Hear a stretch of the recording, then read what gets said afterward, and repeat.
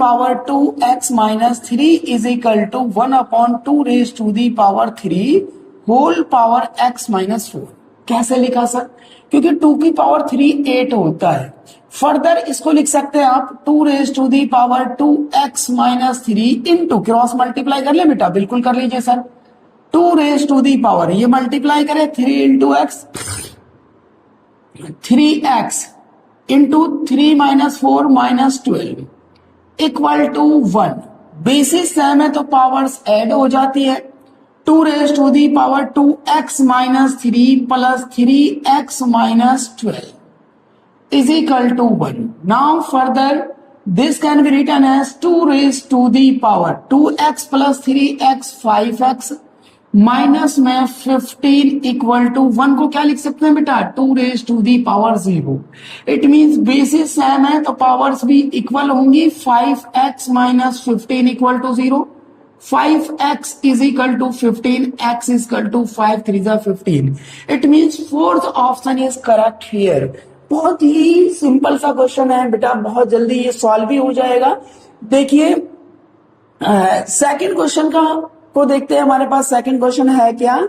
Second question है कि if a binary operation, ये स्टार जो है ना बाइनरी ऑपरेशन है, equal to A plus B, plus में A B, then we have to calculate 8 star 7 minus में 5 स्टार 6। ध्यान से देखिए ए स्टार बी क्या है बेटा?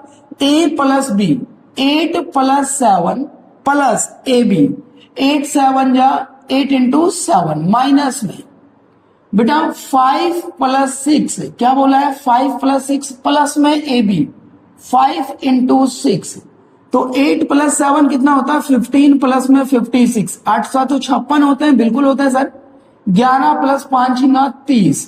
ना ये कितना बन गया बेटा? 1 6 7 माइनस में ये कितना बन गया? 41, which implies that 30 is the correct answer. It means fourth is correct option here. Clear है ना बेटा? ये बाइनरी ऑपरेशन गिवन था और बाइनरी ऑपरेशन में हमने इसी को तो अप्लाई किया है भाई। ए स्टार बी, ए कितना 8, बी कितना है 7, 8 प्लस 7 कितना हो गया? 15 प्लस 8 इंटू 7 56 माइनस में again A star B 5 plus 6 plus 5 into 6, तो आंसर कितना आ गया आपका? 30 आ गया। नाउ थर्ड क्वेश्चन एक अच्छा क्वेश्चन है। देखिए क्या है क्वेश्चन कि y plus 1/z is equal to 1। Now इसका सॉल्यूशन यहां देखते हैं बेटा। इस यहां से y की वैल्यू निकाल लेते हैं। y कितना हो गया हमारे पास? सॉरी 1/z की वैल्यू निकालते हैं। यहां से क्या मिलता है भाई? 1/z is equal to 1 minus y। Okay, and second equation है कि 1/y is equal to 1 minus X, क्योंकि x को इधर शिफ्ट कर दिया, तो y कितना हो गया सर? 1/1 माइनस एक्स हो गया। नाउ बेटा 1/z किसके इक्वल हो गया? 1 माइनस वाई। y की वैल्यू कितनी है? 1/1 माइनस एक्स। नाउ एलसीएम आ गया 1 minus x, 1 minus x minus 1, 1 से 1 cancel, which implies that minus में x अपॉन 1 माइनस एक्स। ये वैल्यू है 1/z की, क्या है दिखाई दे रहा? Yes sir. नाउ तो बेटा ये 1/z है। नाउ z किसके इक्वल होगा? इसको रिवर्स कर देंगे, उल्टा कर देंगे, तो 1 minus X upon minus x. ये हमें z की वैल्यू मिल गया। कैलकुलेट क्या करना है आपको? आपको निकालना है x into Y into Z. x into Y किसके इक्वल था? 1/1 माइनस एक्स के। z किसके इक्वल मिला है आपको? 1 minus X upon minus X के। 1 माइनस एक्स से 1 माइनस एक्स, एक्स से एक्स कितना मिल गया?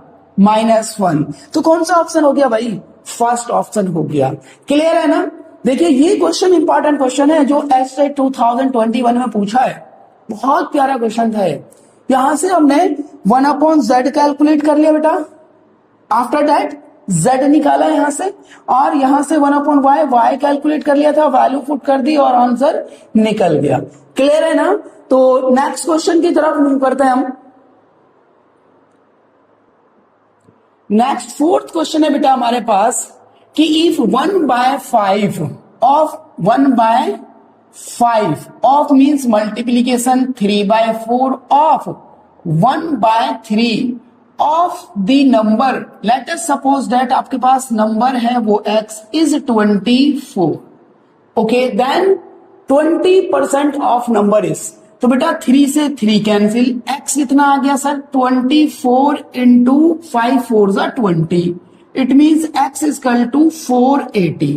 अब 480 का क्या निकालना है आपको 20%, 480 का 20%, 0 से 0 48 दूनी 96, तो क्या हो गया भाई 96 आंसर हो गया। बात समझ में आ गई।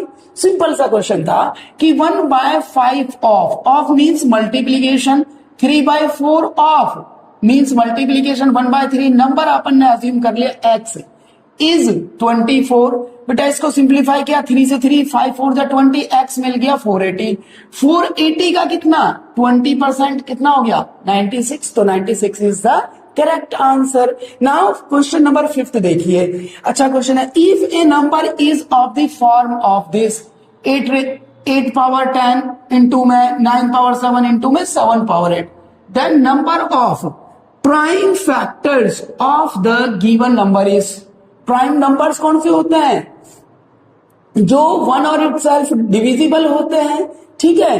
अब देखिए बेटा यहां पर 8 को लिख सकते हैं हम 2 raise to the power 10 into 2 raise to the power 10 into 2 raise to the power 10 हम लिख सकते हैं।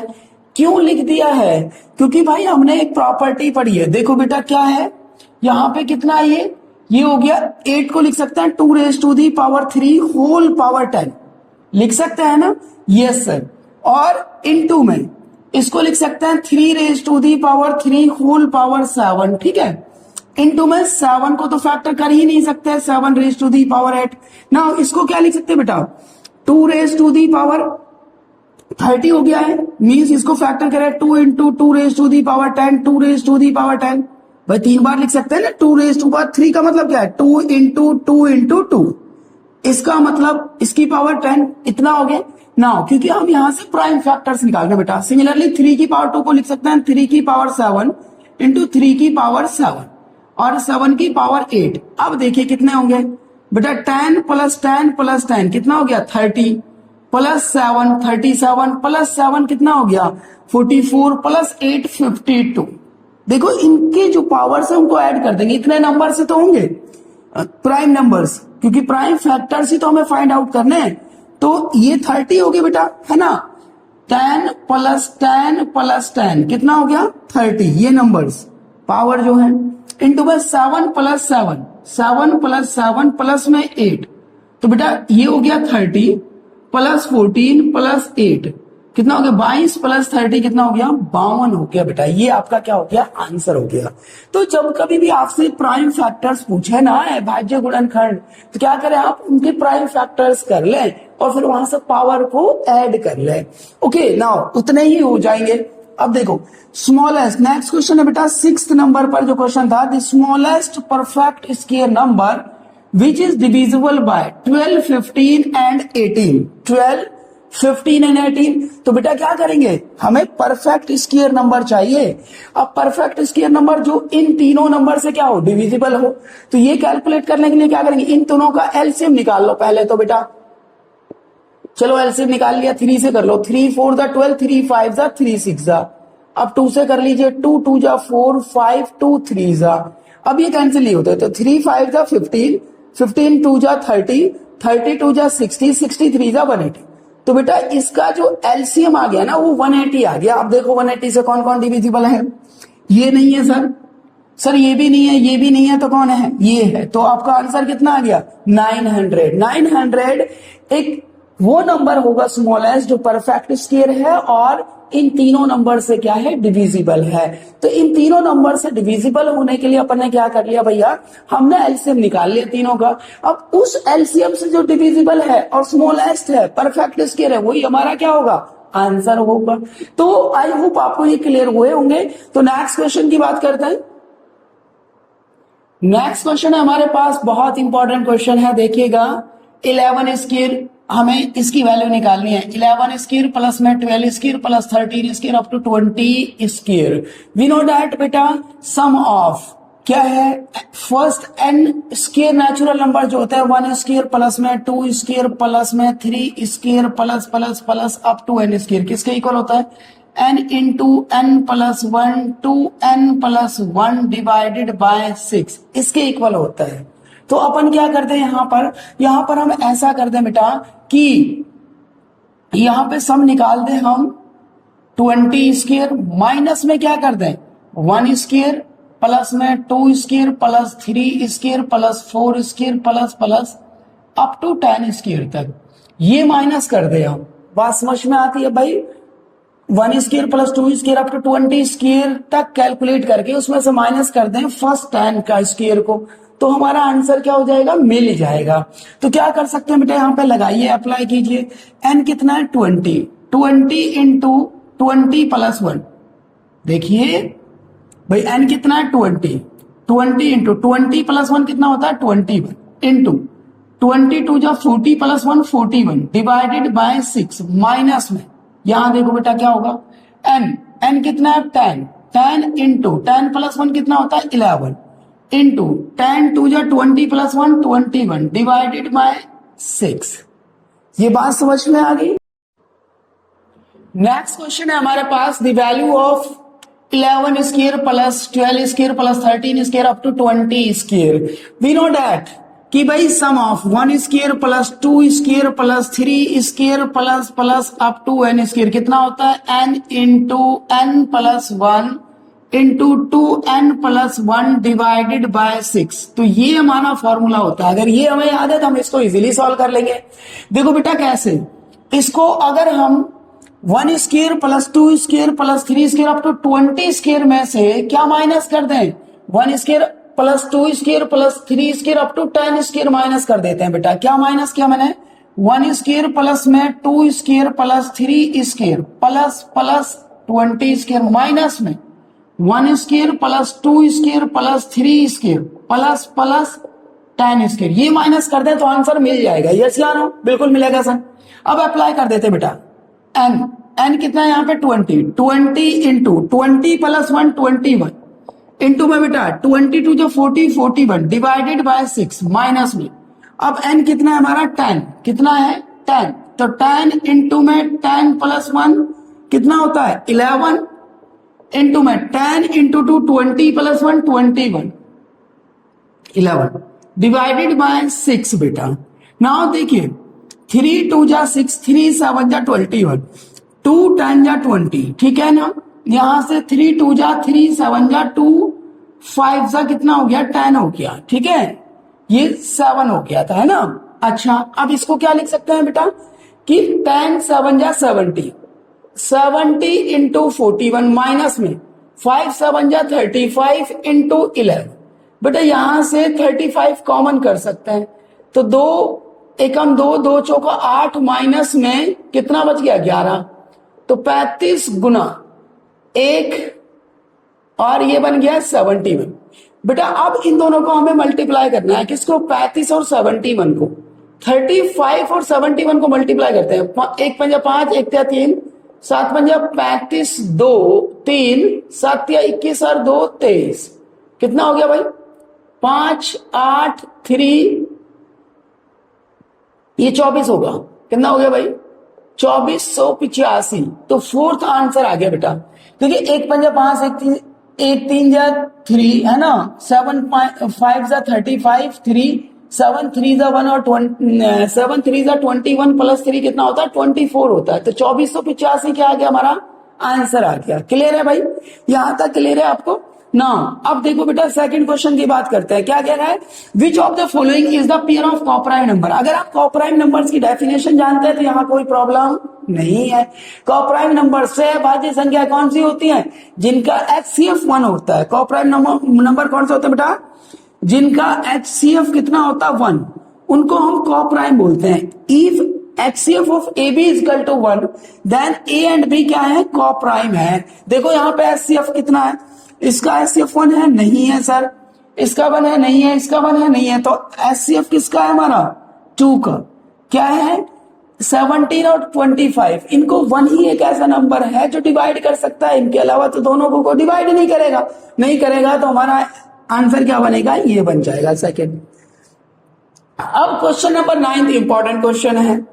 12 टिकट्स आर नंबर 1 to 12। हमारे पास 12 टिकट हैं जिन पर 1 2 3 अप टू 12 तक नंबर्स लिखे हुए हैं। If one ticket is selected at random, then probability of the number on the ticket is multiple of 2 और 3। निकालिए बेटा, 2 के मल्टीपल कौन हो गए, 2 4 6 8 10 12 एंड बेटा 3 के मल्टीपल 3 है ना, 6 12, इतना हो गया बेटा। अच्छा अब ध्यान से देखो क्या प्रॉपर्टी होगी हमारी, टोटल आउटकम्स कितना है, 12 है। अच्छा फेवर में कितने होंगे बेटा, 1 2 3 4 5 6 और कितना हो गया हमारे पास, देखिए 2 4 6 8 10 12, ठीक है, 6 तो ये हो गया बेटा। उसके बाद कौन कौन से हम होंगे हमारे पास, देखो 9 भी तो होगा यहाँ, 9, ठीक है। अब यहां से देखो बेटा, 6 तो ऑलरेडी हम काउंट कर चुके हैं, 3 नहीं था, तो कितना हो गया 7 और एक 9 8, क्योंकि ये दो तो इसमें पहले ही आ चुके हैं 6 और 12, तो कितना हो गया 8/12, 4 तो नहीं 8, 4 × 12, तो आंसर कितना हो गया आपका 2/3 हो गया। कितना हो गया भैया 2/3, ध्यान से समझ लो भाई। 2 के मल्टीपल हो गए 2 4 6 8 10 12, 3 के हो गए 3 6 9 12। अब इनमें जो है 6 और 12 तो ऐसे हैं जो ऑलरेडी आ चुके हैं, इनको नहीं काउंट करेंगे, तो कितना हो गया बेटा 6 तो ये थे, 7 और 8, तो कितना हो गया हमारा 8/12, answer is 2/3, it means second is the correct option. Clear है बेटा, ओके। नाउ क्वेश्चन नंबर 10 है बेटा, अच्छा क्वेश्चन है।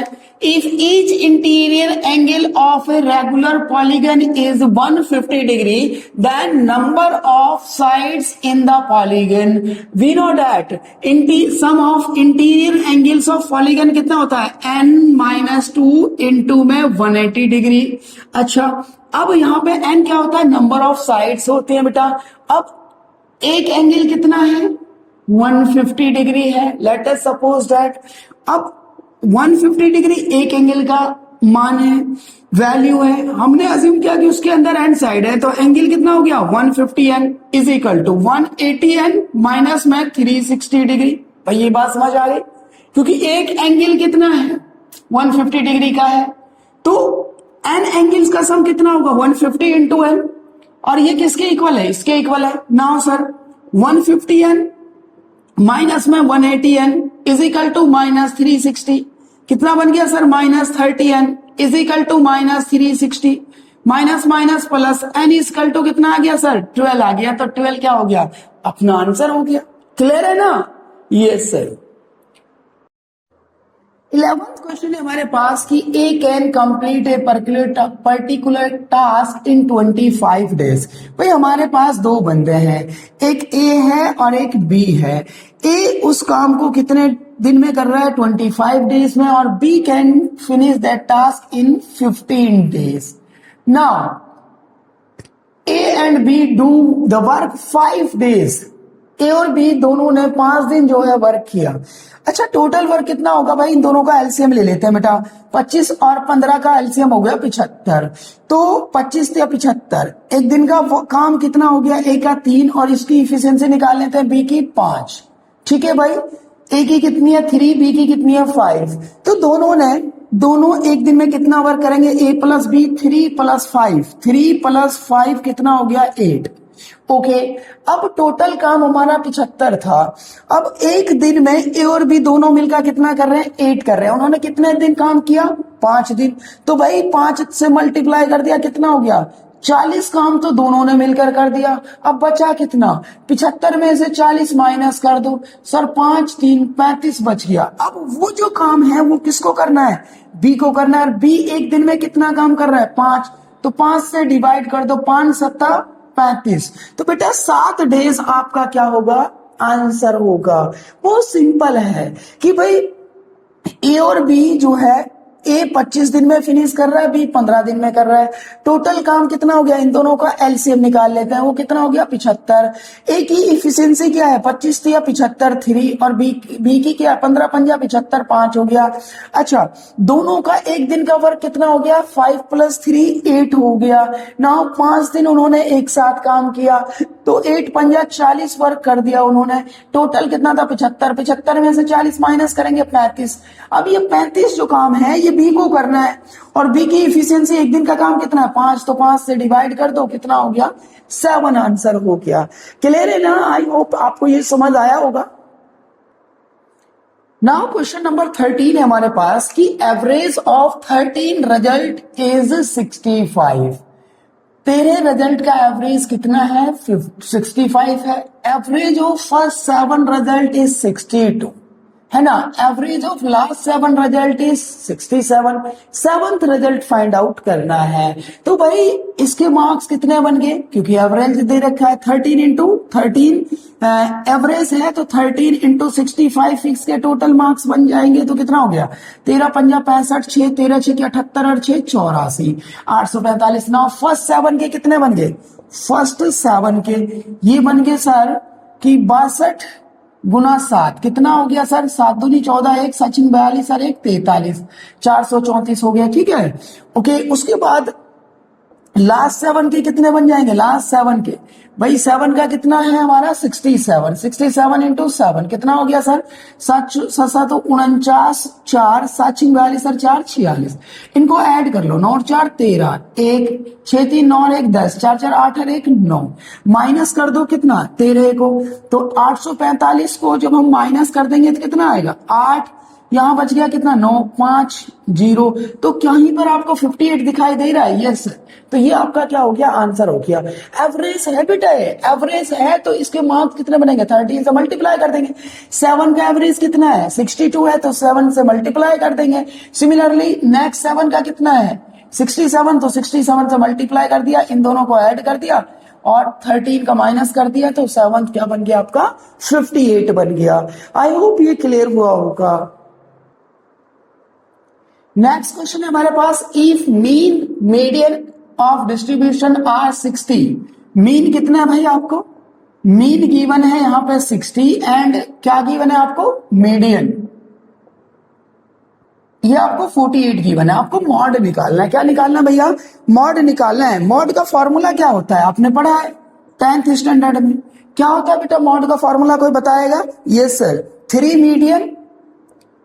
मीडियन माइनस में 2 मीन होता है। क्या होता है भाई 3 मीडियन माइनस में 2 मीन। अगर ये फॉर्मूला आपको याद है ना तो आप इस क्वेश्चन को इजीली सॉल्व कर लोगे। बिल्कुल सिंपल था। क्या हो गया 3 इंटू मीडियन, मीडियन कितना है आपका 48 माइनस में 2 इंटू मीन कितना है 60, 3 8 24 2 3 4 12 और 2 14 माइनस में 60 दूनी 120 कितना बच गया भाई 24 बच गया। 24 से आंसर हो गया। समझ आ गया। ये फॉर्मूला याद रखना था स्टैटिस्टिक्स के अंदर 10th क्लास में। क्या बोलता है भाई mode is equal to 3 times median minus में 2 टाइम्स मीन। वैल्यूज पुट कर दीजिए, आंसर मिल जाएगा। कितना आ गया 24 आ गया भाई आंसर। क्लियर है ना। Next question,